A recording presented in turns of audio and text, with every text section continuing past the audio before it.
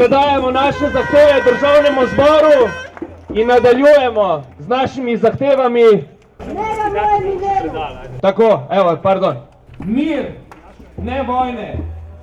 Od vlade Republike Slovenije, državnega zbora in predsednice države zahtevamo dosledno spoštovanje 124. člena Ustave, ki se glasi: pri zagotavljanju varnosti izhaja država predvsem iz mirovne politike ter kulture miru in nenasilja.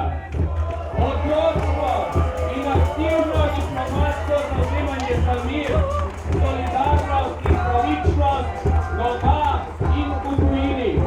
Več sredstev za razvoj, socialno varnost in javno infrastrukturo, ne za orožje in nove domišljarje. Mirovno politiko, ki temelji na mednarodnem sodelovanju, dialogu in ne oboroževalni sekciji. Sankcije zoper Izrael, ki aktivno izvaja genocid.